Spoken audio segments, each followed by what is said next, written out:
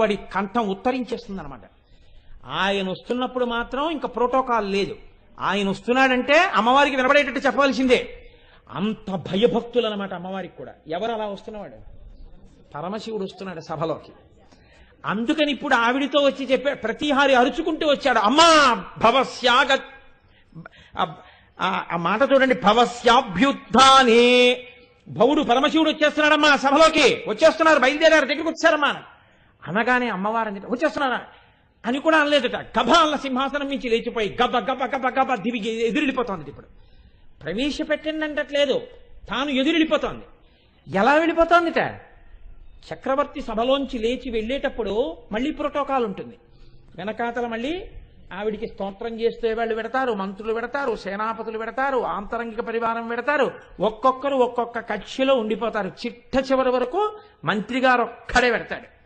మంత్రి గారు ఒక్కరు వెళ్ళిన తర్వాత ఆ మంత్రి గారితో లోపల ఆవిడ ఇంకేమైనా మాట్లాడితే మాట్లాడి శ్యామలాదేవితోటి ఆవిడ లోపలికి వెళ్ళిపోతుంది, చింతామణి గృహంలోకి వెళ్ళిపోతుంది ఆవిడ. కానీ ఇక్కడేమైంది? ప్రవేశపెట్టడం లేదు, ఈవిడ పరిగెత్తుకు వెళ్ళిపోతుంది.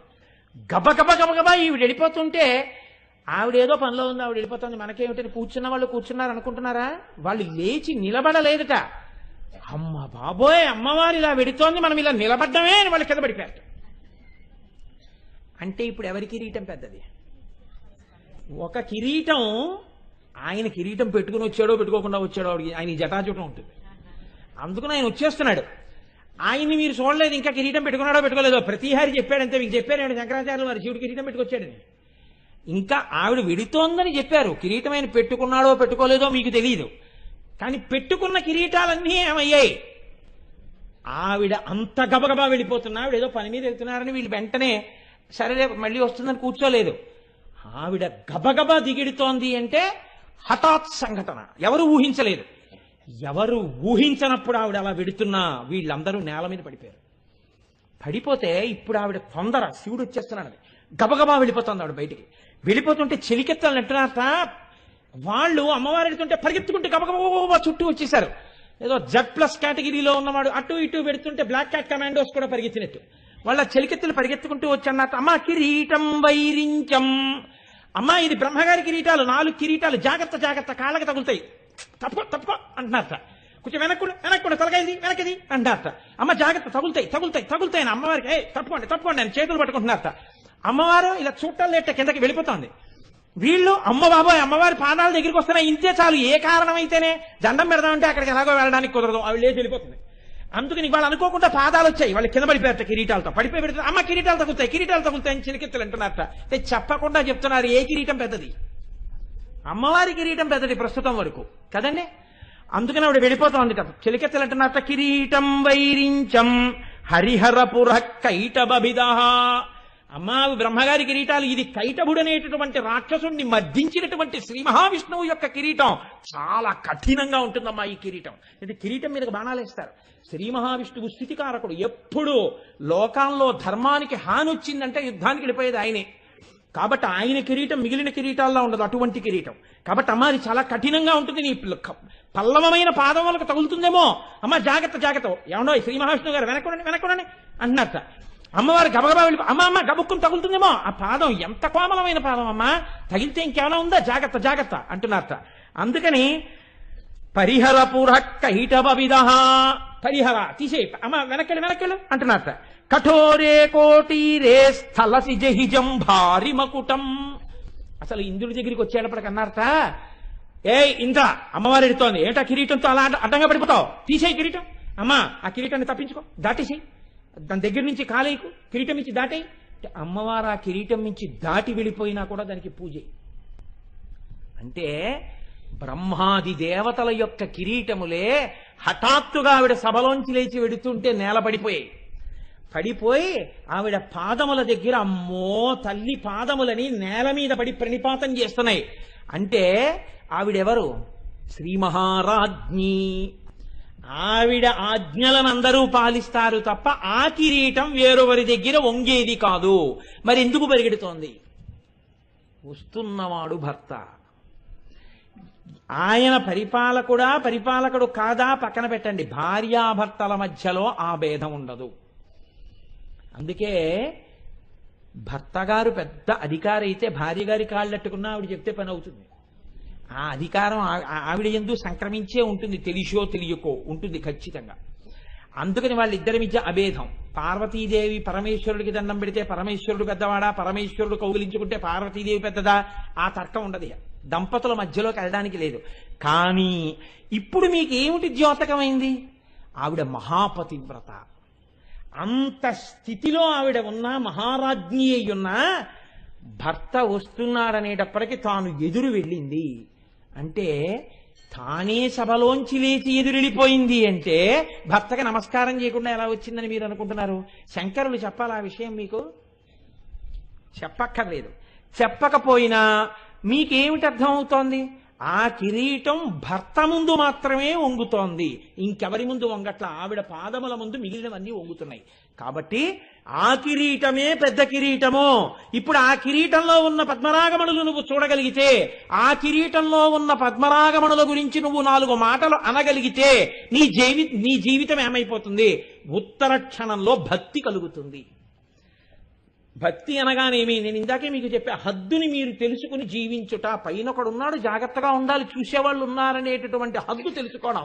ఈ హద్దు తెలుసుకునేటప్పటికీ భక్తి భయములతో జీవించుట, ఇది మీకు అబ్బుతుంది. ఇది అబ్బితే ఏమవుతుంది? ఇలాంటి వాళ్ళందరూ చేతులు కలిపి ఉట్టి కొట్టేవాడిని పైకెక్కించుకుంటారు, ఒకటి తర్వాత ఒకటి ఉట్టి కొడతాడు. దీనికి సాధనమేమి? కిరీట దర్శనము. అందుకని కురువిందమణి శ్రేణి కనత్కోటి ఇరమండిత. ఈ భక్తి ఉంటే నువ్వు ఏ స్థితిని పొందుతావు అని అడిగారు. ఏమంటే మోక్షం రావడమేనా, ఇంకేమైనా కూడా ఉంటుందా? అమ్మవారి యందు భక్తితో ఉన్నవాడు ఏ స్థితిని పొందుతాడన్నారో తెలుసా అండి? ఏది చెప్పినా శంకరాచార్యులు వారు చెప్పాలండి, మహానుభావుడు. ఆయన తప్ప చెప్పగలిగిన వాడెవరు? ఆయన అంటారు, తనీయాం సంపాంసుం తవ చరణ పంకేరుహభవం విరించి సంచిన్వన్ విరచయతి లోకాన వికలం వహత్యేనం శౌరి కథమమి సహస్రేణ శిరసాం హర సంక్షుజ్యైనం భజతి భస్మోద్ధూళన విధిం. చతుర్ముఖ బ్రహ్మగారు ఈ లోకాన్నంతటినీ సృష్టి చేసేటప్పుడు ఎక్కడా తప్పు లేకుండా సృష్టిస్తున్నాడు. మనిషి కడుపున మనిషి, కుక్క కడుపున కుక్క, పిల్లి కడుపున పిల్లి, అందరికీ ముఖమే ఉండాలి. ముఖంలోనే ముక్కు, ముఖంలోనే కళ్ళు, ముఖంలోనే చెవులు, ముఖంలోనే నోరు, ముఖంలోనే అదేంటి లేకపోయినట్టయితే లలాటము. ఇన్ని సృష్టించిన ఒక వ్యక్తిని పోలి ఇంకొక వ్యక్తి ఉండడు. అందరూ ముఖాలే, అన్ని తలకాయలే అయినా ఒక మనిషిని పోలి ఇంకొక మనిషి లేకుండా సృష్టి చేస్తున్నాడు. ఇంత శక్తి బ్రహ్మగారికి ఎక్కడి నుంచి వచ్చింది? తనీయాం సంపాంసుం. అమ్మవారి పాదములకు పట్టినటువంటి రజస్సు మట్టిని చల్లుకోలేదుట. అమ్మవారి పాదములకు ఉన్నటువంటి మట్టిలో ఉన్న ఒక లేశ కణాన్ని తీసి తన కిరీటం మీద వేసుకున్నట్ట. ఇంత శక్తి వచ్చింది. నువ్వు కూడా నీకిచ్చిన శక్తిని అమ్మవారి పరం చేసి ఆవిడ పాదముల దగ్గర తల ఉంచి నమస్కరించి, అమ్మా నే చేస్తున్నది నీ అనుగ్రహంతో అని ఆవిడ పాద ధూళిని శిరస్సున వేసుకోగలిగితే నీకున్న విభూతి ఏ స్థాయిలో ప్రకాశిస్తుందో, నువ్వు ఎంత స్థితిని పొందుతావో ఆలోచించుకో. కాబట్టి తనీయాం సంపాంసుం తవ చరణ పంకేరుహభవం విరించి సంచిన్వన్ విరచయతి లోకాన వికలం వహత్యేనం శౌరి కథమమి సహస్రేణ శిరసాం. ఏమి మాటలేసేస్తారు అనండి శంకరాచార్యుల వారు. అమ్మవారి పాదములకే ఉన్నటువంటి ధూళికణాన్ని శిరస్సు మీద వేసుకున్నారట శ్రీ మహావిష్ణువు. వేసుకుని ఏం చేస్తున్నారు? 1000 తలలతో ఈ భూమిని మోస్తున్నారట. అదేమిటండి, విష్ణువు భూమిని మోసినట్టు ఎక్కడుందండి లోకంలో? అంటే శంకరాచార్యుల వారి ప్రజ్ఞ ముందు ఎవరైనా తలవంచవలసిందే. ఆయన అన్నారు, వహత్యేనం శౌరి, శౌరి మోస్తున్నాడు అన్నారు. శౌరి అన్న మాట కృష్ణుడికి ఉంది. శౌరి అంటే సూర్యుడి యొక్క మనవడు. ఆ సూర్యుడు అనేటటువంటి ఆయన కొడుకు వసుదేవుడు, వసుదేవుని యొక్క కుమారుడు కృష్ణ భగవానుడు. సూర్యుడికి పౌత్రుడు కనుక శౌరి అని పేరు. శూరుడికి కొడుకు వసుదేవుడైతే వసుదేవుడికి చెందినటువంటి భార్య రోహిణీ గర్భమునందు పుట్టిన బలరాముడు కూడా శౌరియే. ఎందుకని ఆ సూర్యుడికి మనవడే అవుతాడు కాబట్టి. కాబట్టి ఇప్పుడు బలరాముడు కూడా శౌరి అయితే ఆ బలరాముడు శేషాంశ, శేషుడు బలరాముడిగా వచ్చాడు. కాబట్టి ఆ శేషుడు 1000 పడగలతో భూమిని మోస్తాడు. కాబట్టి ఇప్పుడు శౌరి అన్న మాట విష్ణువాంశ శేషుడికి కూడా వర్తిస్తుంది. అలా వచ్చారు శంకరాచార్య గారు. ఒక్క మాటతో మిమ్మల్ని ధ్యానం చేయిస్తారు. శౌరి ఎలా చెందుతుంది అన్నారు అనుకోండి, మీరు 50 పుస్తకాలు ఎట్టి చూడాలి. అంటే మొదట్లో అయితే, తర్వాత అమ్మవారి అనుగ్రహం అంటే వెంటనే విడుతుంది, అది వేరు విషయం అనుకోండి. కాబట్టి ఇప్పుడు బలరాముడు శేషాంశలో ఉండగా తన 1000 పడగలతో ఈ భూమిని మోస్తున్నాడు. మొయ్యడము అన్న మాట గురించి మీరు ఒకటి ఆలోచించండి. ఎలా మోస్తున్నట్ట? బ్రహ్మగారు చేసినట్టుగా, బ్రహ్మగారు చేస్తే నవికలం, ఏ తేడా లేకుండా సృష్టి చేస్తున్నట్ట. విష్ణువు కూడా అంత గొప్పగా మోసేస్తున్నారు ఆ లోకాన్ని. కథమపి, ఎలాగో అలా. అదేమిటి? సృష్టి చేయడం తేలిక, ఒక్క గంట పనో ఓ రోజు పనో ఉంటుంది అది సృష్టి. కానీ స్థితి, డేట్ ఆఫ్ బర్త్ అన్నది కొన్ని క్షణాలతో కూడుకుని ఉంటుంది, దాన్ని బట్టే జాతకం ఉంటుంది. డేట్ ఆఫ్ డెత్ అన్నది నిజానికి ఒక్క క్షణం ఉంటుంది, అయిపోతుంది. ఈ మధ్యలో ఉన్నదే స్థితి. ఇది ఎలా బతికామన్నదే ముఖ్యం. కాబట్టి ఇంతమందిని పరిపాలించడం అంటే మాటలా అండి? కథమపి, భరించడం అంటే పరిపాలించడం కూడా. ఎలా భరిస్తున్నాడో వీళ్ళందరినీ అన్నారు అనుకోండి, ఎలా పరిపాలిస్తున్నాడో వీళ్ళందరినీ అని అర్థం ఉందండి. శౌరి ఇప్పుడు పరిపాలనాంశం కూడా చెల్లింది. ఎలా పరిపాలిస్తున్నాడు అంటే ఇంత తింగరాళ్ళు. ఇంకొక తేలిక మాటలో చెప్పాలంటే, ఎవరం హద్దుల్లో ఉండేవాళ్ళం, వీళ్ళని పరిపాలించడం అంటే మాటలా ఇంత పిపీలికాది పర్యంతాన్ని ఎలా పరిపాలిస్తున్నారు విష్ణువు? కథమపి, అమ్మవారి పాదములకు ఉన్నటువంటి ధూళికణాన్ని తల మీద వేసుకుని. బానే ఉందండి, మరి లయం చేసి ఆయన ఏం చేస్తున్నాడు అంటే, వహత్యేనం సౌరి కథమపి సహస్రేణ శిరసాం హరస్సంక్షుద్యైనం భజతి భస్మోద్ధూళన విధిం. హరుడు అనగా రుద్రుడు ఈ లోకములనన్నిటినీ కూడా లయం చేసేసి ఆ బూది తీసుకుని ఒంటికి రాసుకుంటున్నాడు. అది ఏంటి? ఇలా ఆయన సృష్టించాడు, బానే ఉంది, సృష్టించి ఒంటి మీద పెట్టుకోలేదు. విష్ణువు భరించి ఒంటి మీదకి రాసుకోలేదు. రుద్రుడు లయం చేసి ఆ బూది చేసి ఒంటికి రాసుకుంటున్నాడు అన్నారు శంకరాచార్యుల వారు. వాళ్ళిద్దరూ చేయింది ఈయన ఎందుకు చేస్తున్నాడు? ఇది శంకరాచార్యుల వారి ప్రజ్ఞ అంటే. ఏదో ఒకటి చెయ్యాలి కాబట్టి అండి, అంతా ఉండిపోయింది కదా, పౌడర్లా ఉందని రాసుకున్నాడండి అని కాదు. అది మీరు జాగ్రత్తగా ఆలోచిస్తేనే అందుతుంది. ఎందుకు రాసుకుంటున్నాడో తెలుసా అండి? ఈ సృష్టిని ఎలా చేశాడు బ్రహ్మగారు? అమ్మవారి పాదరేణువుని తల మీద దాల్చి భక్తితో చేశాడు. విష్ణు ఎలా పరిపాలించారు దీన్ని?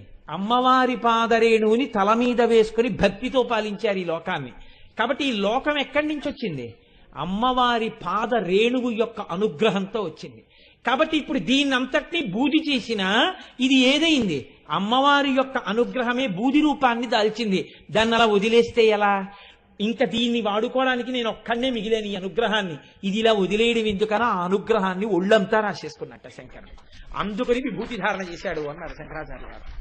అమ్మవారి అనుగ్రహాన్ని శంకరుడు ఒంటికి పూలుకున్నాడా అన్నారు. ఇది భక్తి కలిగిన వాడికి ఉండేటటువంటి అధికార విస్ఫోటనం. ఏ స్థాయికి ఎదుగుతాడో, ఎదిగి భక్తితో ఎలా ఉంటాడో ఒక్కసారి కురు విందమణి శ్రేణి కనత్తోటి ఇరమండిత అన్న నామాన్ని అర్థం చేసుకుని నువ్వు అనగలిగితే ఇంత తేడా వచ్చేస్తుంది నీ జీవితంలో. నీకు ఏ విభూతి ఉన్నదో ఆ విభూతి అంత స్థాయిలో ప్రకాశించేస్తుందంటే అంత గొప్ప స్థాయికి వెళ్ళిపోతావు. ఎవరికి తట్టనివన్నీ తడతాయి. ఒక్కొక్కరు చూడండి, ఇంతమంది పరిపాలించారు. కాటన్ దొర గారికి ఒక్కరికే రావడం ఏమిటి ఆలోచన? ఇప్పటికీ కాటన్ దొర గారి పేరు చెప్తే మనం నమస్కారం చేయడం ఏమిటి? ఎంతో మంది లోకంలో పుట్టారు, పెరిగారు, పెద్దవాళ్ళు అయ్యారు. ఎవ్వరూ చేయలేనన్ని ఉపదేశాలు, అన్ని గొప్ప మాటలు చంద్రశేఖర పరమాచార్య స్వామి వారు ఒక్కరే ఎలా చెప్పగలిగారు? కారణ జన్ములు అంటాం. కారణ జన్ములంటే అమ్మవారి అనుగ్రహాన్ని జన్మతో పొందినవారు. అలా నీకున్న విభూతి అమ్మవారి పరం చెయ్యడం నువ్వు నేర్చుకుంటే, నాదే ఉందండి ఇదంతా తల్లి యొక్క ధూళికణం తల మీద పడితే ఇలా జరుగుతోంది అని నువ్వు అనగలిగితే నువ్వు ఏ స్థాయికైనా పెరుగుతావు, ఎంత గొప్పవాడివైనా అవుతావు. ముగ్గురు ఈ లోకమును పరిపాలించేవారు ఆ స్థాయిని పొందారంటే ఆ భక్తితోటే పొందారు. నువ్వు కూడా భక్తితో నిలబడగలిగితే ఆ స్థాయిని పొందుతావు. ఆ భక్తి నీకు రావాలంటే అమ్మవారి యొక్క కిరీటములో ఉన్న పద్మరాగమునుల పేరు ప్రయత్నపూర్వకంగా పలుకు. ఇక్కడ ధ్యానం చేస్తే నీకు ఆ అనుగ్రహం కలుగుతుంది. కాబట్టి ఇప్పుడు ఈ కిరీటం గురించి ఈ మాటలు చెప్తే వసిన్యాది దేవతలు చెప్పినా వ్యాసుడు చెప్పినా అక్కడ వరకే చెప్పారు, కురు విందమణి శ్రేణి కనత్కోటి రమండిత. కానీ స్మరణ మీరు ఎంత బాగా చేస్తే, దాన్ని ఎంత బాగా చూస్తే, లోపల ఎంత పట్టుకుంటే నీ జీవితం అంతా మారిపోతుంది. ఇది చిత్రం. అంటే ఇప్పుడు ఎంత బాగానో పట్టుకోవాలి. ఏమంటే ఎంత బాగానో పట్టుకోవడానికి ఏముంది? ఎందుకన్ని మాటలు నోరు కొట్టుకు చెప్తారు? బంగారం కిరీటం, అందులో పద్మరాగమణులు, ఇంతకన్నా ఏముందండి? పోనీ బంగారంకు ఇంకో కొత్త డిజైన్ ఊహిస్తాం. ఇవాళ పద్మనాగమణుల సైజు ఓ రోజు పెద్దది పెడతాం, ఓ రోజు చిన్నది పెడతాం, అలా ఊహిస్తాం. అంతేగాని నువ్వు ఊరికే ఎందుకు అలా ఇంకా ఊహించు స్మరించు చెప్పు అంటుంటావు అంటారేమో. అలా నీ చెప్తున్నది నా కోసం కాదు, మన మనసు బాగా దాన్ని పట్టుకుని పొంగిపోయేటట్టు ఇంతకన్నా ఒక గొప్పతనంతో చూసి గొప్ప సమన్వయం చేసి మన జీవితాల్ని ఉద్ధరించడానికి మహోత్కృష్ట ప్రయత్నం ఒకటి శంకర భగవత్పాదులు సౌందర్యలహరిలో చేశారు ఈ కిరీటం మీద. అందుకే కిరీటం మీద శంకరాచార్యులు వారు 2 శ్లోకాలు రచన చేశారు. కాబట్టి ఇప్పుడు చూడండి, ఆ శ్లోకంలో అంటారు, గతైర్మాణిక్యత్వం గగనమణిభిః సాంద్రఘటితం కిరీటం తే హైమం హిమగిరిసుతే కీర్తయతి యః సనీడే యచ్ఛాయాచ్ఛురణ సబలం చంద్రశకలం ధనుశౌనాసీరం కిమితి నిభద్నాతి దిశనాం. ఒక గొప్ప విషయాన్ని చెప్పేసి శంకరాచార్యులు వారు అన్నారు, అబ్బే ధ్యానం చేస్తే ఇది ఎవరికి కనపడదండి అన్నారు. నా నిబధ్నాతి, ఎవరికి కనపడదు. ఇది ఆయన వినయం. ఆయన అంటున్నారు, అమ్మవారి కిరీటం అంటే ఎలా ఉంటుందో తెలుసా? కిరీటాలు రకరకాలుగా ఉంటాయి. రామచంద్రమూర్తి పెట్టుకునే కిరీటం ఉంటుంది, చాలా గొప్పగా ఘనంగా ఉంటుంది. సార్వభౌముడు పెట్టుకునే కిరీటం ఉంటుంది, ఏదో అంతెత్తు నుండి దాని మీద ఇలా పడగా అవి ఇవి ఉంటాయి. అమ్మవారి కిరీటం చమత్కారంగా ఉంటుంది. అమ్మవారి కిరీటం ఎలా ఉంటుందంటే శంకరాచార్యులు వారు గుర్తు చెప్తున్నారు, అలాగే ఊహిస్తూ ఉండి ఎప్పుడు ఊహించినా ఎలా ఉంటుందో ఆ కిరీటం. ఎన్నో కిరీటాలు చూసేసి ఇలా ఉంటుంది ఇలా ఉంటుంది అనకు. ఎలా ఉంటుందో తెలుసా? ఎవరు చూశారో వాళ్ళు చెప్పాలి. ఆయన చూశారు కాబట్టి మనకి చెప్తున్నారు. కిరీటం విషయంలో ఒక లక్షణం ఉందండి. కిరీట ధ్యానం ఎవరు బాగా చెయ్యగలుగుతారో వాళ్ళకి చాలా దగ్గరగా అమ్మవారి దర్శనం అవుతుంది. మిగిలిన వాటికి ఉండదు అలాగే. కిరీట ధ్యానం బాగా చేసిన వాళ్ళకి అమ్మవారు చాలా సమీపంలో నిలబడి దర్శనమిస్తుంది. అంటే ఎవరు పొందారు ఈ దర్శనాన్ని? శంకరాచార్యులు వారు పొందారు. కాబట్టి ఇప్పుడు శంకరాచార్యులు వారు మనకి దాన్ని అందిస్తున్నారు. ఇది ఆయన త్యాగం. ఇప్పుడు అసలు కిరీటం ఎలా ఉంటుంది? రకరకాల కిరీటాలు ఉన్నాయి, అన్ని ఊహించకు, నీ చెప్తాను, బాగా గుర్తుపెట్టుకో. ఎలా? సనీడే యచ్ఛాయా. సనీడే అంటే పక్షుల యొక్క గూడు. పక్షుల గూడు ఎలా ఉంటుందో, పక్షుల గూడు ఇలా ఉంటుంది. మీకు ఇంకా తేలికగా నేను ఉదాహరణ చెప్పాలంటే పుచ్చకాయ ముక్కలా ఉంటుంది. పుచ్చకాయ ముక్క అంటే ఎలాగండి అని మీకు అనుమానం రావచ్చు. నేను మీకు తేలికగా మీరు గుర్తుపట్టాలంటే, పుచ్చకాయ కోసేవాడు కోస్తున్నప్పుడు మీరు అలా గమనించండి. ఎప్పుడైనా వాడు ఏం చేస్తాడంటే పుచ్చకాయ తెచ్చి ముందు పడుకోబెడతాడు, ఇలా నిలువుగా కోయడు, ఇలా పడుకోబెడతాడు. పడుకోబెట్టి కత్తితో ముందు సగానికి కోస్తాడు. కోసిన తర్వాత ఏం చేస్తాడంటే, అందంగా అమ్మేవాడైతే, ఎవడు పడితే వాడి గురించి నేను చెప్పట్లేదు, ఇప్పుడు ఈ ఓ ముక్క తీసేసి ఓ ప్లాస్టిక్ కవర్లో పెట్టి బండి కింద పెట్టేస్తాడు. ఈ మిగిలిన సగం ముక్కని ఏం చేస్తాడంటే ఒక కత్తి పట్టుకుని ఇలా గుండ్రంగా కోస్తాడు. ఇప్పుడు అందులోంచి కాకరకాయ ముక్కల్లా ఇలా గుండ్రంగా వస్తాయి పళ్ళేలాగా. ఇప్పుడు ఈ దీన్ని ఏం చేస్తాడంటే మళ్ళీ ఇలా సగానికి కోస్తాడు. ఇలా సగానికి కోస్తే ఇలా అర్ధచంద్రాకారాల్లో వస్తాయి.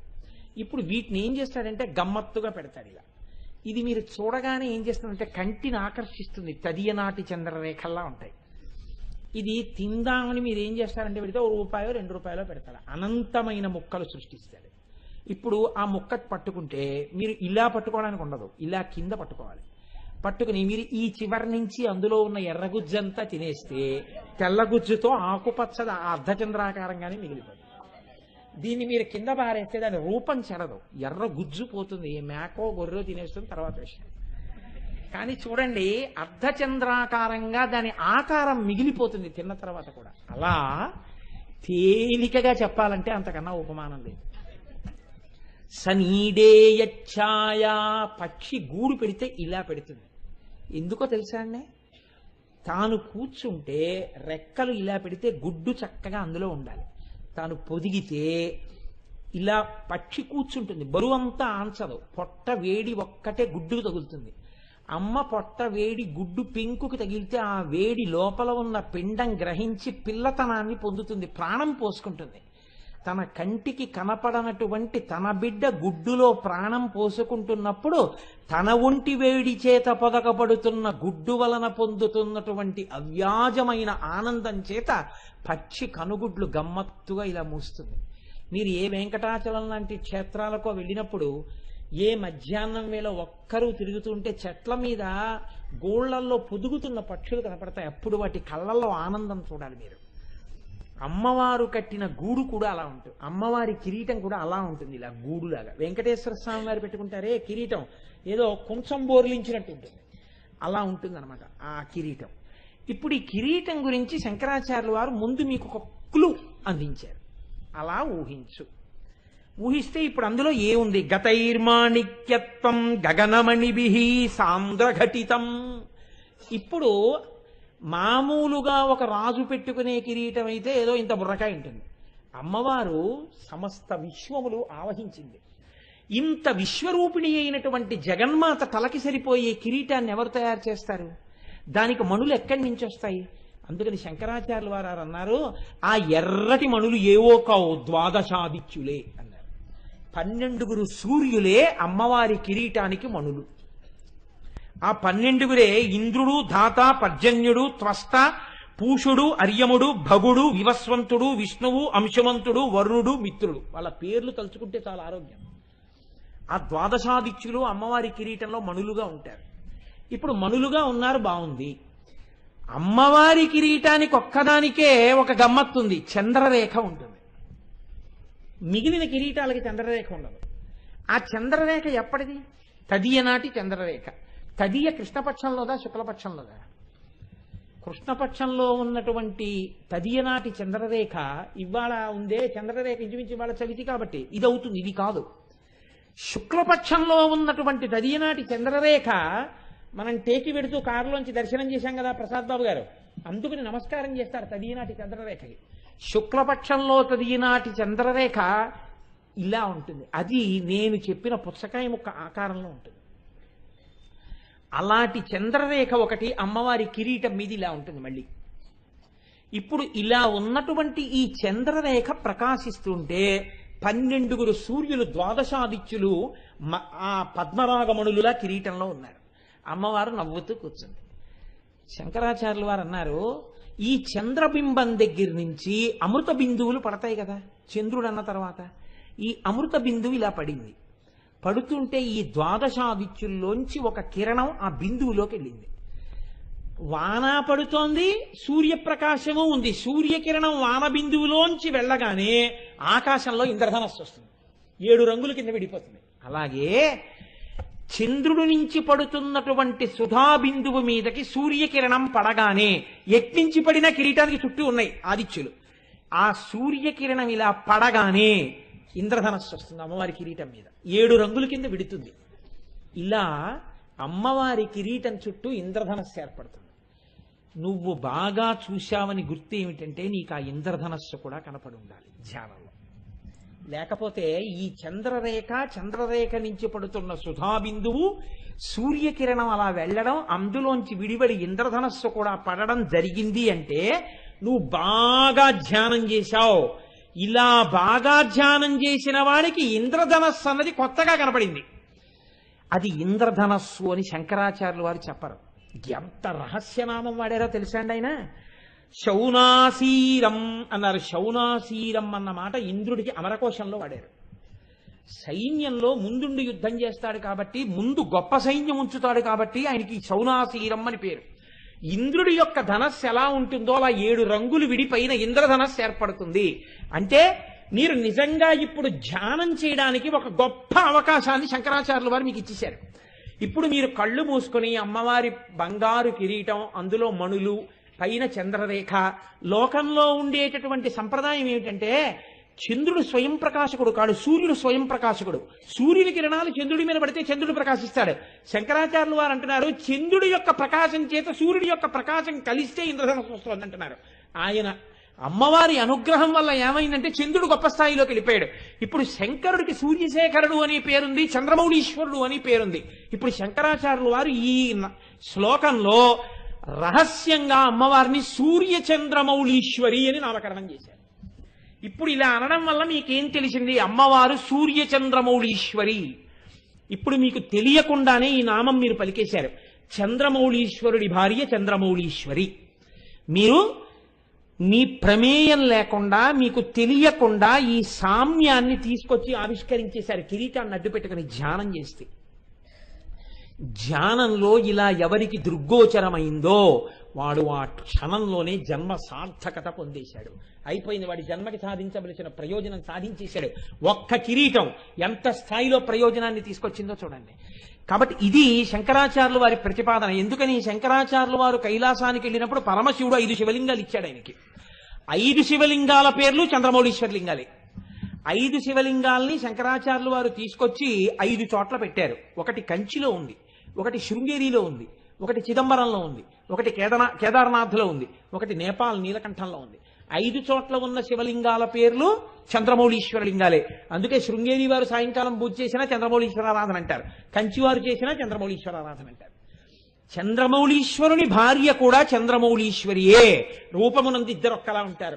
ఆ ఇంద్రధనస్సుని అడ్డుపెట్టి మీకు ధ్యానమునందు ఒక కొత్త కోణాన్ని శంకరాచార్యులు వారు తొడిగారు. కాదు, ఇంకొక రహస్యం మీకు చెప్తున్నాను. అమ్మవారి కిరీటం ఏమీ తెలియని వాడికి కూడా దర్శనం అయిపోతుంది. ఏమీ తెలియకపోయినా మీరు చూడొచ్చు అమ్మవారి కిరీటాన్ని. ఎప్పుడు చూడొచ్చో తెలుసా అండి? ఒక్క కార్తీక మాసంలో కృష్ణపక్షంలో వచ్చేటటువంటి చతుర్దశి నాడు అమ్మవారి కిరీటం ఆకాశంలో కనపడుతుంది. అందుకే ఆ చతుర్దశిని రూప చతుర్దశి, కృష్ణ చతుర్దశి అని పిలుస్తుంటారు. కారణం ఒక్కటే, ఎంతమంది దీన్ని పట్టుకోగలరో నాకు తెలియదు కానీ పట్టుకోగలిగిన వారు ధన్యులు. ఒక రాశి చక్రంలో సూర్యచంద్రులు ఇద్దరూ ఎప్పుడూ అమావాస్య నాడు 1 డిగ్రీ దగ్గరే ఉంటారు. అంటే 1 బిందువు దగ్గరే ఉంటారు. అలా గోపాలకృష్ణ గారు నాకు సుతముఖాన్ని అలా బోర్డు ఇస్తే బాగుంది. ఇప్పుడు ఇది ఒక రాశి చక్రం అనుకోండి. రాశి చక్రం అయితే ఈ రాశి చక్రంలో అమావాస్య తిథి నాడు సూర్యచంద్రులు ఇద్దరు ఇక్కడ ఉంటారు. నేను చెప్పేది వినపడుతోందండి? ఇటు తిరిగి చెప్పడంలో ఇద్దరు ఇక్కడ ఉంటారు. ఉంటే ఒక నెలలో 2 పక్షాలు ఉంటాయి, శుక్లపక్షం, కృష్ణపక్షం. శుక్లపక్షంలో 15 తిథులు ఉంటాయి, కృష్ణపక్షంలో 15 తిథులు ఉంటాయి. శుక్లపక్షంలో ఈ తిథి ప్రారంభం అవగానే ఒక తిథి వస్తే పాడ్యమి వచ్చిందనుకోండి, చంద్రుడు 13 డిగ్రీలు పెడతాడు, అంటే ఇక్కడికి వస్తాడు. సూర్యుడు 1 డిగ్రీ కదులుతాడు. అంటే ఇప్పుడు సాపేక్ష వేగంలో సూర్యుడి కన్నా చంద్రుడు ఎన్ని డిగ్రీలు ముందుకెళ్ళాడు? 12 డిగ్రీలు ముందున్నాడు. అంటే పౌర్ణమి తిథి వచ్చేటప్పటికి సూర్యుడు ఎక్కడ దాకా వచ్చాడో అక్కడికన్నా 180 డిగ్రీలు ముందుకు వచ్చేస్తాడు చంద్రుడు. 15 12 180 కదండి సాపేక్ష వేగంలో. అంటే అప్పటికి 15 13 195 డిగ్రీలు తిరుగుతాడు చంద్రుడు. 195 డిగ్రీలు ఈయన వస్తాడు ఇక్కడికి, 15 డిగ్రీలు ఈయన వస్తాడు. అంటే ఈయనకి ఎదురుగుండా ఈయన ఉంటాడు. సూర్యుడికి చంద్రుడు ఎదురుగుండా. సూర్యుడు తూర్పు దిక్కునుంటే చంద్రుడు పశ్చిమ దిక్కునుంటాడు. సూర్యుడు పశ్చిమ దిక్కును అస్తమిస్తుంటే చంద్రుడు తూర్పు దిక్కును ఉదయిస్తాడు. ఎదురుగుండా ఉంటాడు. ఇప్పుడు మళ్ళీ 15 తిథులు నడిస్తే అమావాస్య వస్తుంది. మళ్ళీ అమావాస్య వచ్చిందనుకోండి, మళ్ళీ ఈయన ఈ 15 రోజుల్లో 15 13 195 తిరిగి ఈయన కలిసేసుకుంటాడు.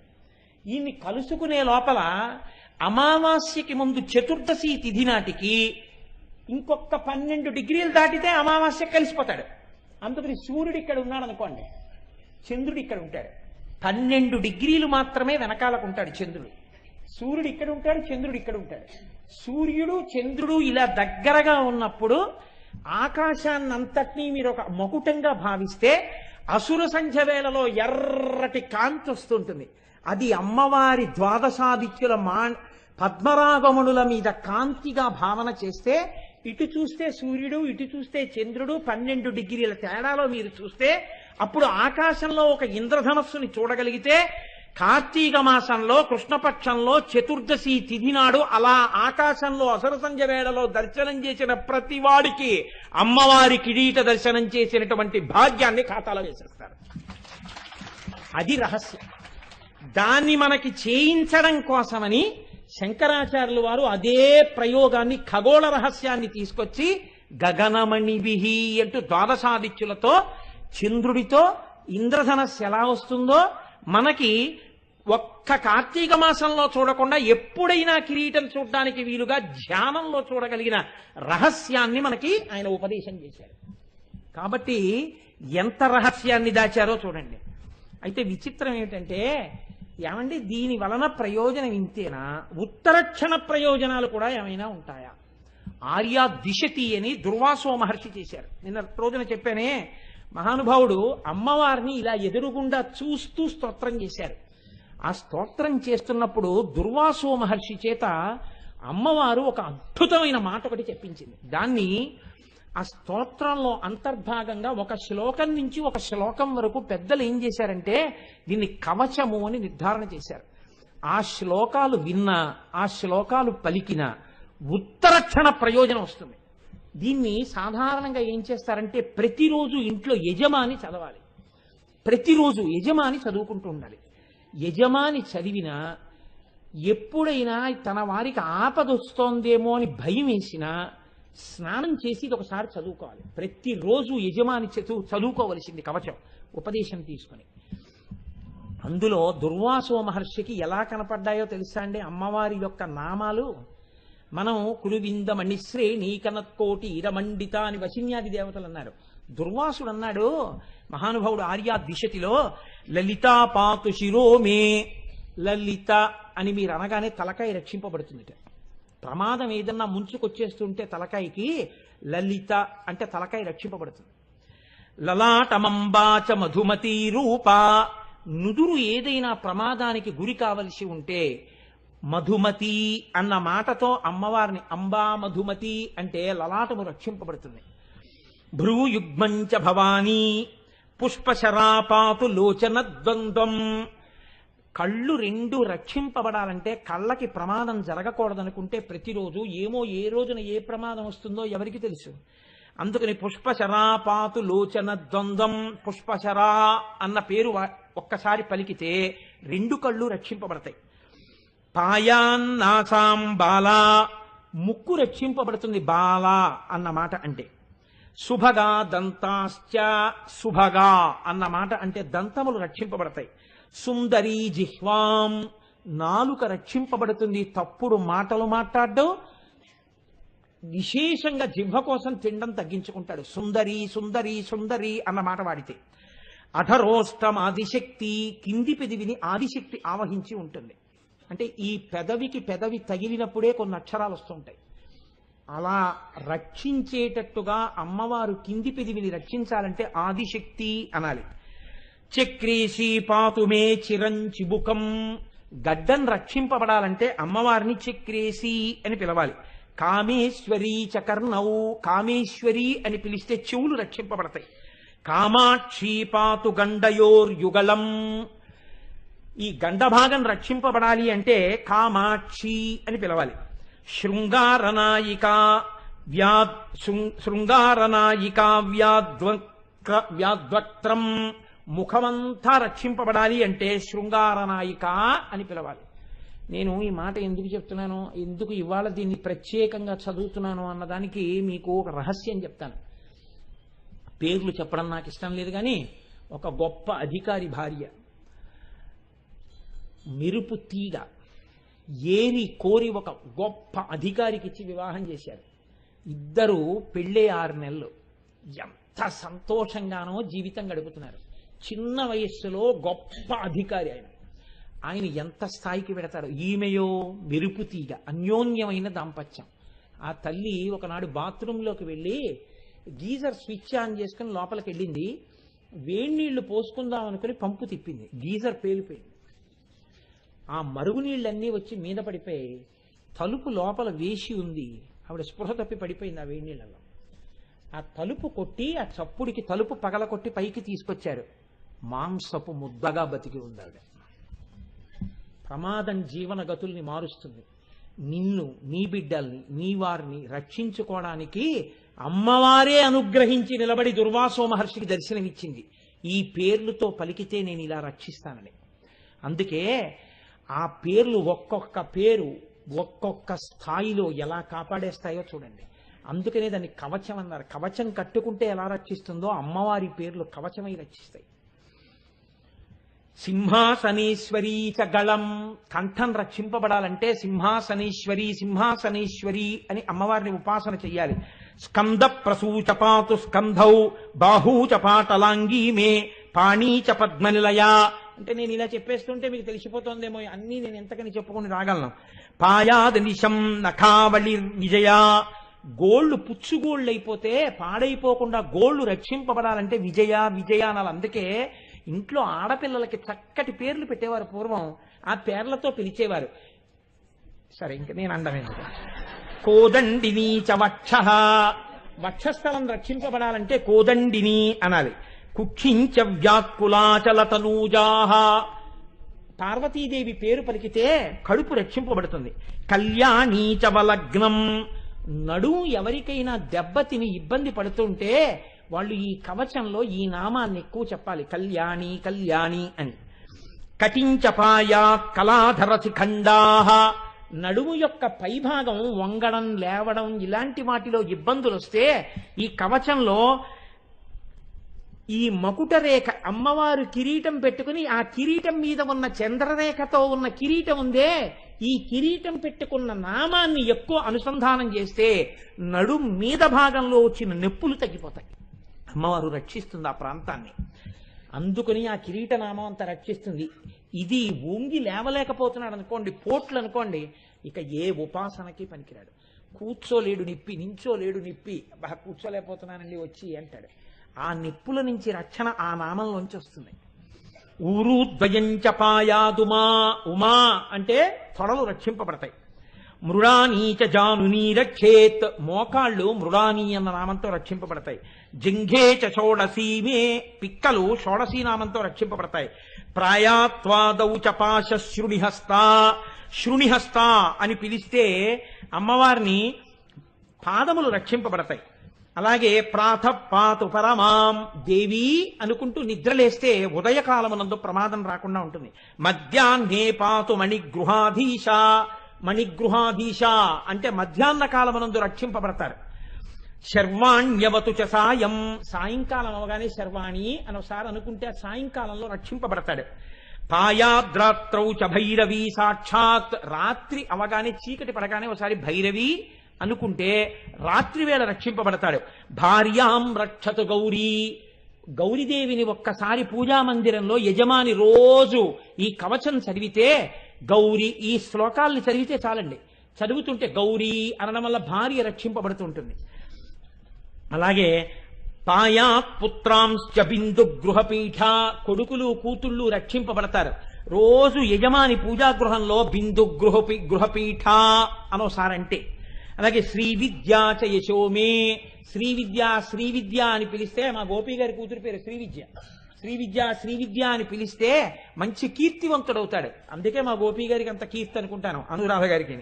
శీలం చావ్యాచిరం మహారాజ్ఞి. ఎవరైనా సరిగ్గా నడువడి లేక పాడవుతున్న వాళ్ళుంటే యజమాని రోజు ఇది చదివితే ఇంట్లో వాళ్ళ ప్రవర్తన చక్కదిద్దబడుతుంది. ఎందుకని మహారాజ్ఞి అన్న పేరు అనుసంధానం చేస్తే సరి అయినటువంటి నడువడి వస్తుంది.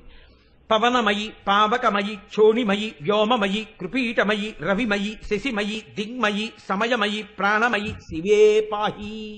రోజు ఈ మాట చెప్పాలి. అమ్మా నువ్వే పంచభూతములు, నువ్వే సూర్యుడు, నువ్వే చంద్రుడు, నువ్వే సోమయాజి, కాళి కపాలిని శూలిని భైరవి మాతంగి పంచమి త్రిపురే వాగ్దేవి వింధ్యవాసిని బాలే భువనేసి పాలయ చిరం మాం అని రోజు ఎవరు పూజలో యజమాని అంటున్నాడో ఆ యజమాని కుటుంబమో అమ్మవారి చేత రక్షింపబడుతుంటుంది. ఇదే దేవీ భాగవతంలో వ్యాసుడు సర్వదా సర్వదేశేషు పాతుత్వాం భువనేశ్వరి మహామాయా జగద్ధాత్రి సచ్చిదానంద రూపిణి అంటాడు. అంత గొప్ప నామములు. అమ్మవారి కిరీటంతో ఉన్న నామాన్ని తలుచుకుంటే ఆ చంద్రఖండంతో ఉన్న నామాన్ని నడుము యొక్క పైభాగం రక్షింపబడుతోంది. ఇది శరీరమునకు సంబంధించినటువంటి ప్రయోజనం. మూక పంచశతిలో శంకరులు చెప్పిన ఒక్క శ్లోకాన్ని చెప్పిన ఉపన్యాసాన్ని పూర్తి చేస్తానా? 5 నిమిషాలు దాటితే మన్నించండి. కుతుక జుషి కాంచి దేశే కుముద తపో రాశి పాకశేఖరితే కురితే జనో మనోయం కులగిరి పరిభృడ కులైకమణి దీపే అంటారు. అందులో ఆయన అంటారు, అమ్మా కంచి క్షేత్రంలో తిరగడంలో చాలా ప్రీతి పొందినటువంటి తల్లి ఎవరావిడ? కామాక్షి. అమ్మా నువ్వు ఎలా ఉన్నావో తెలుసా, నల్ల కలువలు చేసినటువంటి తపస్సుకి ఫలితమా అన్నట్టుగా ఉన్నావమ్మా అన్నారు. అంటే కలువ పూలు చంద్రుడు ప్రకాశిస్తే తప్ప విచ్చుకోవు. అమ్మవారి కిరీటం మీద చంద్రరేఖ ఉంటుంది. అందుకనిట కలువ పూలు ఎప్పుడు తపస్సు చేస్తాయిట కామాక్షి దర్శనం కావాలని. కామాక్షి దర్శనం ఎదురుకుండా అవుతోందనుకోండి, సూర్యబింబం ఉన్న వాళ్ళకేం బాధ లేదు. ఎందుకంటే అమ్మవారి కిరీటంలో సూర్యుడు ఉన్నాడు, చంద్రుడు ఉన్నాడు. ఆ చంద్రబింబం కాంతులకి విచ్చుకుని ఉంటాయి. అమ్మవారి అనుగ్రహంతో సూర్యుడి వలన ఇబ్బంది పొందావు. అమ్మ నీ కిరీటానికి ఆ శక్తి ఉందమ్మా. అందుకని కలువలు నీ కిరీట దర్శనం కోసం తపస్సు చేస్తున్నాయి. కాబట్టి కురితేజనో మనోయం, ఒక కలవ పువ్వు సూర్యుడికి ముడుచుకుంటుంది, చంద్రుడికి విచ్చుకుంటుంది. కానీ నీ కిరీటాన్ని ధ్యానం చేసిన కలవ పువ్వు ఎప్పుడూ విచ్చుకోగలిగిన శక్తి పొందితే నా మనస్సు ఆ కిరీటం మీద పెట్టుకుంటే తల్లి నేను ఎటువంటి స్థితిని పొందుతాను? అమ్మా నువ్వెవరో తెలుసా? కులగిరి పరిభృఢ కుల ఈకమణి దీపే, పర్వతములకు సార్వభౌముడైనటువంటి వాడు హిమవంతుడు. అటువంటి హిమవంతుని యొక్క ఇంటిలో పుట్టినటువంటి మణిదీపానివి తల్లి. ఆయన పర్వతాలకే సార్వభౌముడు. నువ్వో ఇంట పుట్టిన ఆడపిల్లవి, సమస్త బ్రహ్మాండములకు సార్వభౌమత్వాన్ని పొందినటువంటి దానివి. తాను సార్వభౌముడు పర్వతాలకే, తన కడుపున పుట్టిన బిడ్డో మొత్తం బ్రహ్మాండముల పట్ల సార్వభౌమాధికారం పొందింది. ఇప్పుడు ఆ తండ్రి ఎంత పొంగిపోతాడమ్మా? పర్వతం అయితే మాత్రమేమ్మా. ఈ సార్వభౌమత్వం దేని చేత ప్రకటనమైంది? హిమాలయ పర్వతాలు పెద్ద శిఖరాన్ని కిరీటంగా పెట్టుకుంటే అమ్మవారు సూర్యచంద్రుల్ని తీసుకొచ్చి కిరీటంలో పెట్టు కూర్చుంది. అటువంటి కూతుర్ని కన్నందుకు ఆ తండ్రి ఎంత మురిసిపోతున్నాడో. నీకు తండ్రినైతి నాకింత చాలదే, ఇది మహాద్భుతంబు ఇందువదన అన్నాడు. అందుకనమ్మా నీ కిరీటం ఆ ఇంటి యజమాని కిరీటం కన్నా గొప్ప కిరీటమై తండ్రి సంతోషించే కిరీటం పెట్టుకున్నావమ్మా అన్నారు మూకశంకరులు. ఆయన అంటారు, ధరణిమయీం తరణిమయీం పవనమయీం గగనదహన హోతృమయీం అంబుమయీం అంబామనుకంపమాదిమామీక్షే ఆదిమజనని. ఏమి మాటలు పడిపోయాయండి మూకశంకరులకి. అమ్మవారిని ఎదురుగుండా చూస్తూ ఆ కిరీటం గురించి చెప్తున్నారు. అమ్మా ఆయనే ఉందమ్మా ఒక పర్వతం మీ తండ్రి, నువ్వో ధరణిమయీం, ఈ భూమి అంతా నువ్వే. తరణిమయీం తల్లి నువ్వే, వాయువు నువ్వే, అగ్ని నువ్వే, నీరు నువ్వే, ఆఖరికి సువాసన, పంచభూతములు, పంచతన్మాత్రలు అన్నీ నువ్వే. అన్నీ నువ్వే అయిపోయి ఆఖరికి నిన్ను ఉపాసన చేస్తున్న సోమయాజి యజమానివి కూడా నువ్వే. అష్టమూర్తులు నువ్వే, పంచభూతములు నువ్వే, సూర్యచంద్రులు నువ్వే, జీవుడు నువ్వే. ఇన్ని నీవై అన్నీ నీవు తప్ప ఇంకొకటి లేకుండా సార్వభౌమత్వాన్ని పొంది కిరీటం పెట్టుకున్నావు. పర్వతములకు సార్వభౌముడన్న హిమవంతుడు పెట్టుకున్న కిరీటం కన్నా తన కూతురు పెట్టుకున్న కిరీటాన్ని చూసి అబ్బా నా కూతురు ఇంత గొప్పదైందని ఆ తండ్రి ఎంత మురిసిపోయాడో. ఆ తండ్రి ఇంటి మణిదీపంగా ప్రకాశించావమ్మా నీ కిరీటం చేత అన్నారు మూకశంకరులు. అంతమంది అమ్మవారి కిరీటాన్ని చూసి బహుభంగుముల కీర్తన చేశారు. అంత గొప్ప కిరీటం ఆ కిరీటం. అందుకనే ఒక్కసారి ఆ కిరీటాన్ని తలుచుకుంటే చాలు మనందరం ఆనంద తన్మయత్వాన్ని పొందుతాం. కురువిందమణి శ్రేణి కనత్కోటి ఇరమండిత. కొన్ని నామాలు చెప్దాం అనుకుంటాను, ఒక్క నామం పూర్తయితే పరమ సంతోషం. కానివ్వండి, గోపాలకృష్ణ గారు చెప్పినట్టు ఏక శబ్ద సంజ్ఞాత సృష్ట ప్రయుక్త స్వర్గే లోకే కామదుగ్భవతి. ఒక్క మాట సంతోషంగా చెప్పుకుంటే చాలదా తల్లి అనుగ్రహాన్ని పొందడానికి? రేపటి రోజున మళ్ళీ అమ్మవారు అనుగ్రహించినటువంటి నామాల్ని మిగిలిన నామాల్లో కొన్నింటిని నడిపిస్తే అన్ని వీలైతే ఒక్కసారి అమ్మవారి దర్శనం చేసుకుని వెళ్ళిపోతూ ఉండండి. చక్కగా వినగానే దర్శనం చేసుకునే వాళ్ళు కూడా ఏం చేస్తారంటే పాదుకల కోసం, తీర్థం కోసం ఎదురు చూడకండి. వేళ దాటిపోతోంది కాబట్టి ఇలా వెళ్ళి అమ్మవారిని చూసేసి అలా ప్రదక్షిణం చేసి వెళ్ళిపోండి. ఏం పర్వాలేదు, మీకు అందరికీ అనుగ్రహం కలుగుతుంది. నిన్నటి రోజున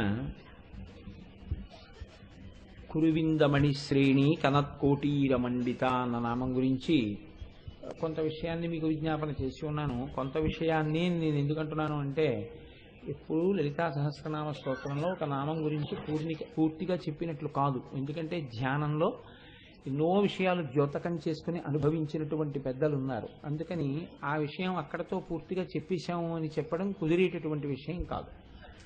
తరువాతి నామంలో అంటారు, అష్టమీ చంద్ర విభ్రాజదలిక స్థల శోభిత. అమ్మవారి యొక్క లలాటము అంటే నుదురు గురించి మాట్లాడుతున్నారు. మీరు ఒక విషయాన్ని జ్ఞాపకం పెట్టుకోవాల్సి ఉంటుంది.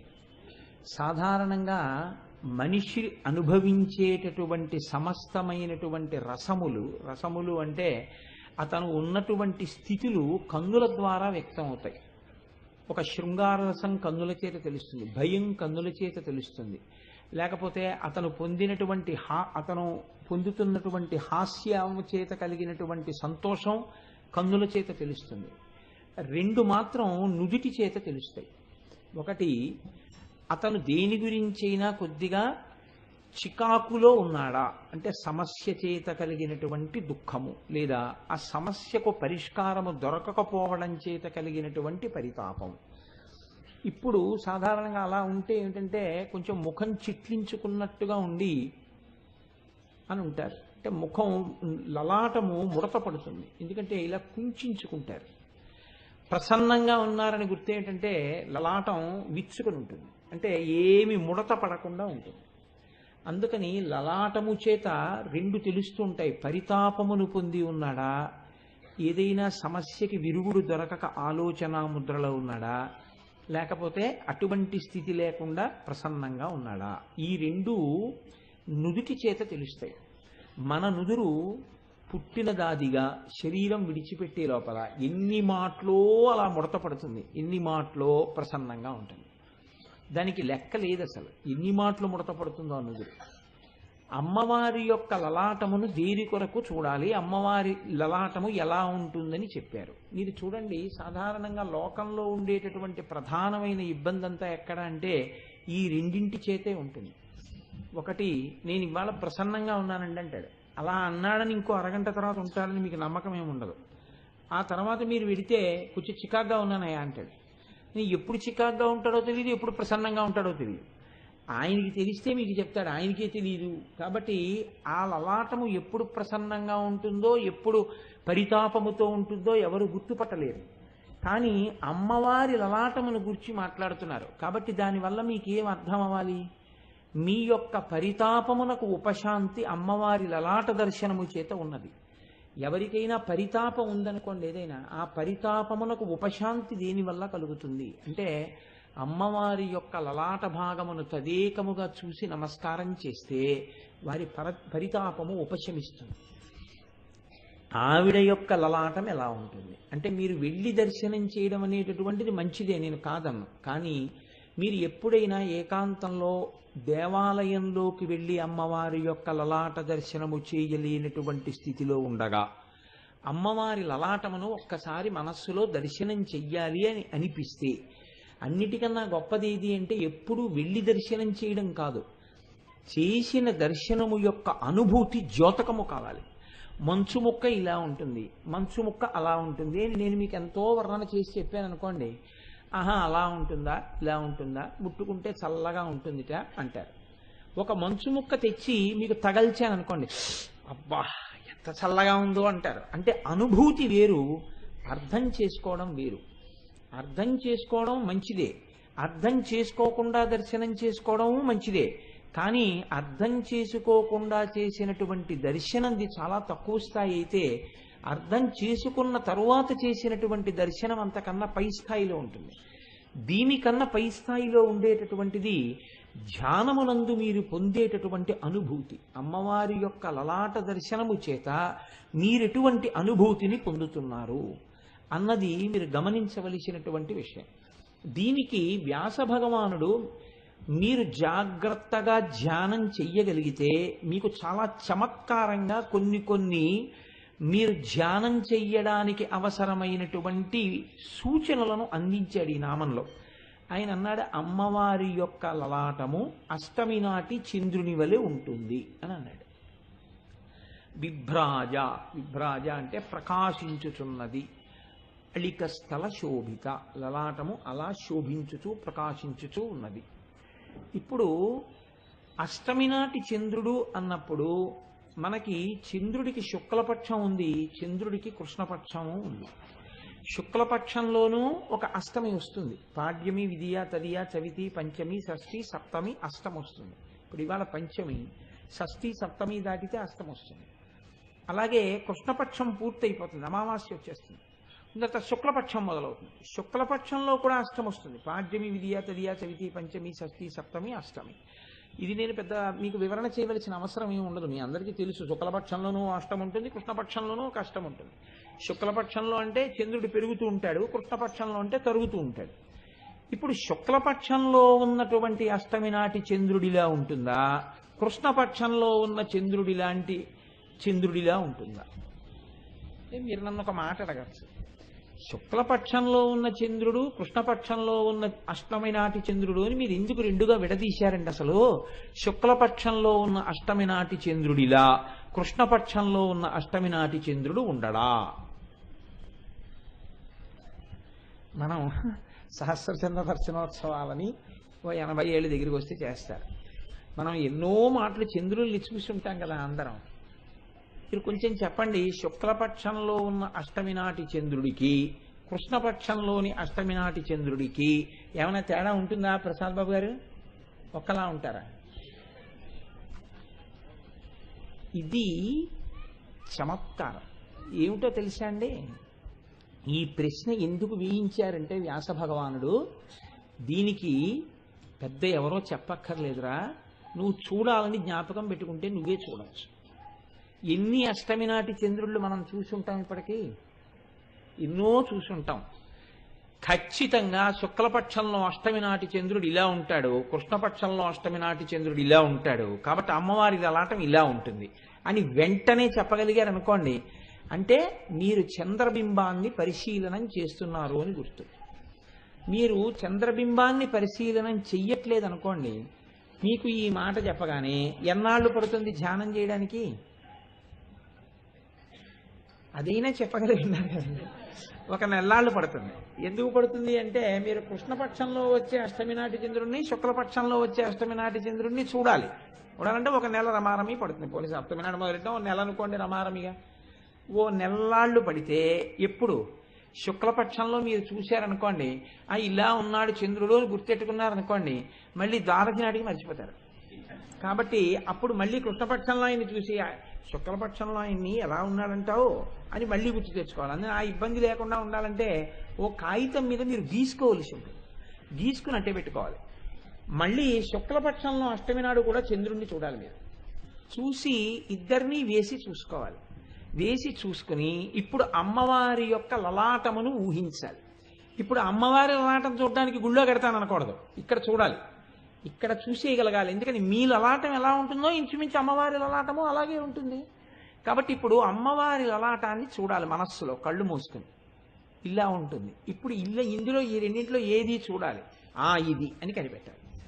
ఇప్పుడు చెప్పండి, మీతో 1 నెల్లాళ్ళు తపస్సు చేయించాడా లేదా వ్యాస భగవానుడు?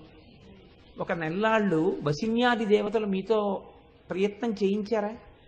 30 రోజులు మీరు చంద్రబింబాన్ని చూసి జ్ఞాపకం పెట్టుకోవడం వల్ల మనసులో అమ్మవారి లలాటం చూసి, పోని జ్ఞాపకం ఉంటే మంచిదే, జ్ఞాపకం లేకపోతే పుస్తకం మీద చూసి ఇలా ఉంటుంది అని మీరు గుర్తుపట్టగానే మీరు గీసుకున్న బొమ్మలో అమ్మవారి యొక్క నుదురు మీకు కనపడుతుంది. ఇక్కడ ఆ కనపడినటువంటి మరుక్షణమే పరితాపమునకు ఉపశాంతి ఉంటుంది. పరితాపోపశాంతి అంటే ఎలా ఉంటుందో తెలుసా అండి?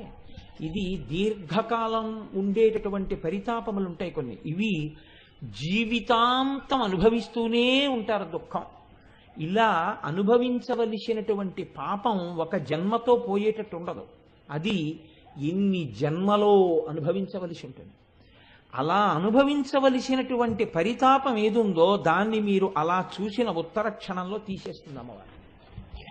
అంటే ఇంకా ఆ పాపం ఉండదు, ఆ పాపం దగ్ధమైపోతుంది. ఆ పాపం దగ్ధమైపోతే మీరు ఆ ఇబ్బంది పడవలసినటువంటి అవసరం ఇక ఉండదు. కాబట్టి ఇప్పుడు చెప్పండి, ఇది కేవలం ఏదో అమ్మవారి లలాటం గురించి చెప్పడానికి ప్రయత్నం చేశారా, అమ్మవారి లలాటం గురించి చెప్పి మన్ని ఉద్ధరించడానికి ప్రయత్నం చేస్తున్నారా? అంటే మన్ని ఉద్ధరించడానికే ఖచ్చితంగా ప్రయత్నం జరుగుతోంది. అయితే మీరు అష్టమి నాడు ఒకటి చూడండి, అష్టమి నాడు ఒకటి చూడండి అని నేను చెప్పేసేసి అది పెద్ద విశేషమేం కాదు. ఏ అష్టమి నాటి లలాటంలా ఈ అమ్మవారి యొక్క నుదురు ఉంటుంది అన్నది కూడా నేను మీకు చెప్పేసేయచ్చు. దానివల్ల మీరు 1 నెల్లాళ్ళు పోయిన తర్వాత 2 అష్టముల నాటి చంద్రబింబాలను చూసుకుని ఓ కాగితం మీద గీసుకుని నువ్వు చెప్పింది నిజమే అని అంటే అనొచ్చు, లేకపోతే మీరు తర్వాత దాని గురించి ఇంకా బాగా ధ్యానం చేసుకోవచ్చు. అలా తర్కానికి ఏం అవకాశం లేదు. కాబట్టి కానీ నేను ఇప్పుడే ఈ క్షణంలోనే మీకు ఏదో అందించే ప్రయత్నం చేస్తాను అని మీరు నమ్మి ఉండి ఉంటారు. అందుకని నేను ఆ ప్రయత్నం మీకు ఒక్కసారి చేసేటటువంటి అవకాశం తీసుకుంటాను. అష్టమీ చంద్ర విభ్రాజదలిక స్థల శోభిత అంటే శుక్లపక్షంలో ఉండేటటువంటి అష్టమి నాటి చంద్రుడు ఎలా ఉంటాడు అంటే ఆయన బోర్లింగ్, ఆయన ఇలా ఉంటాడు, ఇలా ఉండి ఇలా. అంటే నేను మీకు అర్థమైందో లేదో, ఇంకా నేను మీకు బాగా చెప్పాలి అంటే అసలు ఇక్కడ కిరీటంలో అదిగో చూడండి, కిరీటంలో పైన చంద్రవంక ఉంది, ఆ పైన చంద్రరేఖ ఉందే అమ్మవారి పైన, ఆ చంద్రరేఖకి ఇలా పైన ఒక గీత గీస్తే ఎలా ఉంటుందో శుక్లపక్షంలో అష్టమి నాటి చంద్రబింబం ఖచ్చితంగా సగానికి అలా ఉంటుంది. అది శుక్లపక్షంలో ఉండేటటువంటి చంద్రబింబం. కృష్ణపక్షంలో ఉండేటటువంటి చంద్రబింబం దాన్ని మీరు ఖచ్చితంగా తిరగేస్తే ఎలా ఉంటుందో అలా ఉంటుంది. అంటే అది ఇలా ఉంది, ఇది ఇలా ఉంటుంది. ఇప్పుడు మీకు ఇంకా తేలిగ్గా చెప్పాలంటే కృష్ణపక్షంలో ఉన్న అష్టమి నాటి చంద్రబింబంలా నుదురుంది అని కదా అన్నాను. ఇప్పుడు అమ్మవారి నుదురు చూడండి, అక్కడికి ఏమైంది? అమ్మవారి నుదురు కృష్ణపక్షంలో ఉన్నటువంటి చంద్రబింబంలా ఉంది. ఇప్పుడు కృష్ణపక్షంలో ఉన్న చంద్రబింబాన్ని, అష్టమి నాటి చంద్రబింబాన్ని మీరు బాగా జ్ఞాపకం పెట్టుకుంటే ఆ చంద్రబింబం వంక చూడగానే మీకు అమ్మవారి యొక్క నుదురు కనపడుతుంది. చంద్రబింబం అష్టమి నాటి చంద్రబింబం కానివ్వండి, ఏది కానివ్వండి, చల్లతనాన్ని కలిగి ఉంటుంది. ఆ చల్లతనం ఏదో తెలుసా అండి? పరితాపము చేత వేడి ఉంటుంది, అది తీరిపోతే మనసు చల్లబడిపోతుంది. ఆ చంద్రుడి యొక్క చల్లతనమే మీరు కృష్ణపక్షంలోని అష్టమి నాటి చంద్రబింబంలో అమ్మవారి యొక్క లలాటమును చూడగలిగితే ఉత్తర క్షణంలో మీకు పోయిన పరితాపం, మీ పాపం నశించిపోయిందన్నమాట. అయితే ఆ చంద్రవంకలో మీరు అమ్మవారి యొక్క నుదురు చూడగలగాలి. అమ్మవారి నుదురు చూడడానికి అవకాశం ఏమిటి? మీరు ఇక్కడ ప్రతిరోజు చూస్తున్నారు చక్కగా తల్లి నుదురు. ఈ నుదురు చూసినప్పుడు మీకు స్పష్టంగా తెలిసిపోతుంది, ఓ విశాలంగా ఉంది పాలభాగం. చాలా చిన్న పాలభాగం ఉందనుకోండి, నేను ఎవరిని ఉద్దేశించి అంటలేదు, అది సాముద్రికం రీత్యా దోషం. పాలభాగం విశాలంగా ఉందనుకోండి, విశాలమైనటువంటి పాలభాగం ఉంటే అది చాలా గొప్ప సాముద్రిక లక్షణం. అష్టమి నాటి చంద్రుడు ఎలా ఉంటాడో అలా, ఇలా ఉండి గీత గీస్తే ఎలా ఉంటుందో అలా విశాలమైన పాలభాగంతో అమ్మవారి యొక్క లలాటము ఉంటుంది. కాబట్టి ఇప్పుడు సాముద్రికం రీత్యా కూడా ఆ తల్లి, సాముద్రికం ఆవిడికి సరిపోవడం ఏమిటండి? ఆవిడే సాముద్రికాన్ని శాసిస్తుంది, అన్నిటికీ సరిపోయేటట్టే ఆ తల్లి ఉంటుంది అంతే. కాబట్టి పరమప్రసన్నురాలై మనందరినీ ఉద్ధరించగలిగినటువంటి జగదీశ్వరి అయి, జగదంబయ్యి ఆ తల్లి ఉన్నది. ఇది మీరు లోపల గుర్తుపట్టగలగడానికి దీనికి మన వాళ్ళు అష్టమి చంద్ర విభ్రాజదలిక స్థల శోభిత. మీకు ఈ అవకాశం ఎన్నాళ్లలో వచ్చేస్తోంది? అది పెద్ద ప్రశ్నే. 3 రోజుల్లో వస్తోంది. ఇవాళ పంచమి, షష్ఠి, సప్తమి, అష్టమి నాటి సాయంకాలం మీరు చూడగలరు. కాబట్టి రేపు ఎల్లుండి మీరు జాగ్రత్తగా ఊరుకోగలిగితే, మబ్బు లేకపోతే మీరు అష్టమి నాటి చంద్రబింబంలో అమ్మవారి యొక్క లలాట దర్శనం చేసి లలితా సహస్రనామ స్తోత్ర వ్యాఖ్యానం వింటున్నందుకు ఇప్పుడే ఇక్కడే మీరు దానికి సంబంధించినటువంటి ప్రయోజనాన్ని పొందగలరు. కనుక చూడండి, ఇది అష్టమీ చంద్ర విభ్రాజదలిక స్థల శోభిత. అయితే ఇక్కడ మీరు గమనించవలసినటువంటి విషయం ఒకటి ఉంటుంది. ఇది మీకు అర్థమైందనుకోండి బాగా, అష్టమి నాటి చంద్రరేఖని మీరు పట్టుకోగలిగితే మీకు ధ్యానమునందు కూడా మీరు అమ్మవారి యొక్క లలాటమును చూడగలరు. ధ్యానంలో చూడడం వల్ల వచ్చే విశేషం ఏమిటంటే, మీరు మామూలు బాహ్యంలో చూసినప్పుడు దూరంగా ఉన్నట్టు ఉంటుంది. ధ్యానంలో చూసినప్పుడు ఏమవుతుందంటే మీకు ఇక్కడే సాక్షాత్కరిస్తుంది.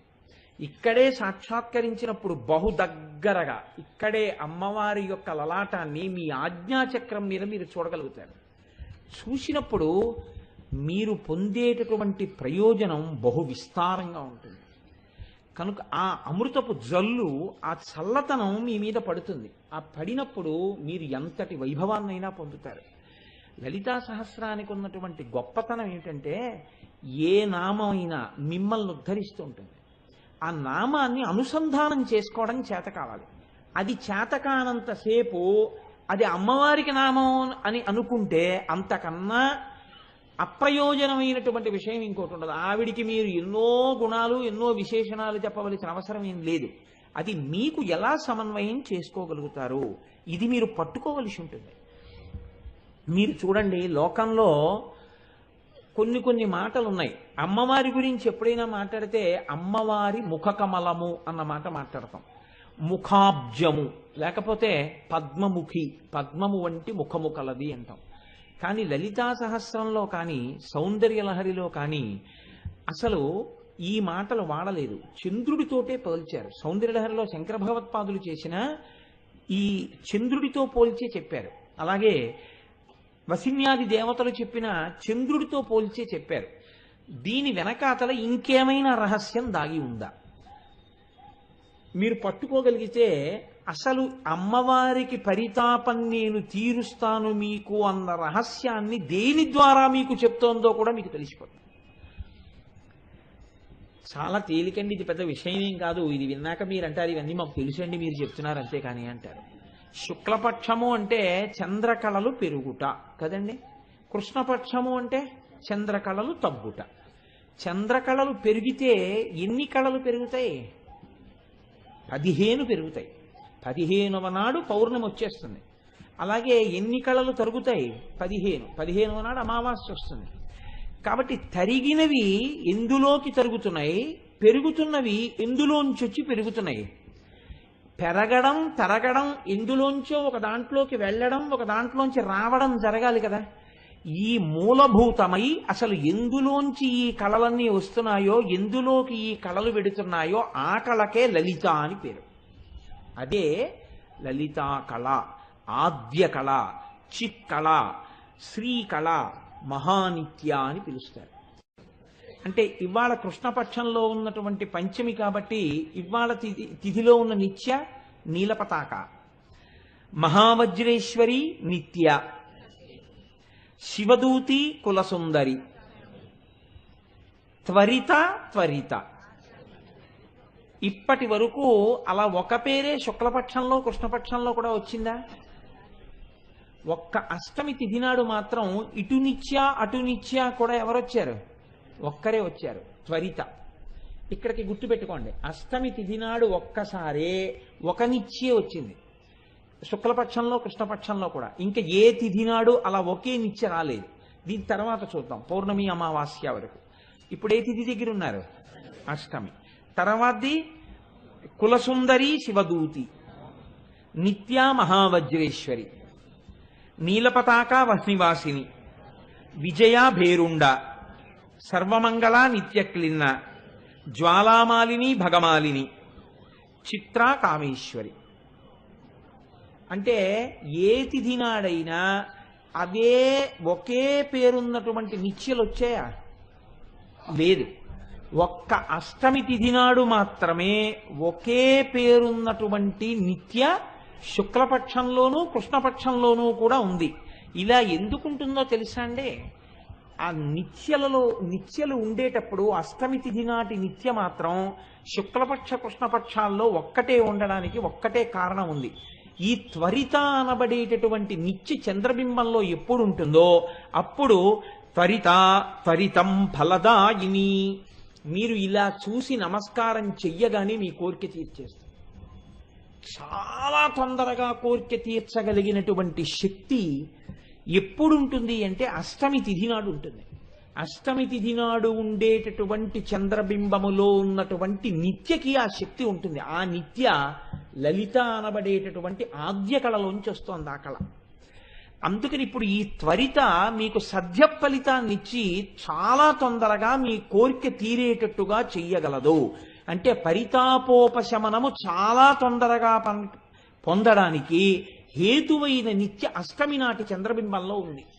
కాబట్టి ఇప్పుడు అమ్మవారు అష్టమి చంద్ర విభ్రాజదలిక స్థల శోభిత అన్న నామాన్ని పొందడం వెనకాతల రహస్యం ఏమిటి అంటే, మీరు అమ్మవారి యొక్క ముఖం వంక చూస్తే అమ్మవారి యొక్క లలాటము వంక చూస్తే మీరు బాగా శ్రద్ధగా ఒక్కసారి అమ్మవారి లలాటం వంక చూసి నమస్కారం చెయ్యగలిగితే అష్టమి నెలకి ఒక్కసారి వస్తుందేమో 2 మార్లు వస్తుందేమో కానీ అమ్మవారి లలాటమునందు ఈ త్వరిత అన్న నిత్యాస్వరూపంతో మీ కోర్కెలు తీర్చగలిగిన శక్తి ఎప్పుడూ ఉంటుంది.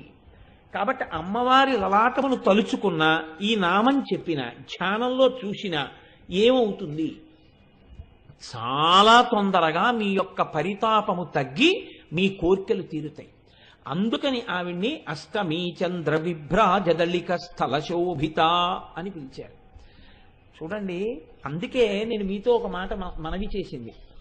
ఎప్పుడు మీరు ఒక నామం గురించి చెప్తే మీరు ఆనందంలో మళ్ళీ ఏమనవలసి ఉంటుందంటే శ్రీమాత అనవలసి ఉంటుంది. అబ్బా అమ్మా, మా ఇన్ని పరితాపాలకి కారణమేది? మా పాపం.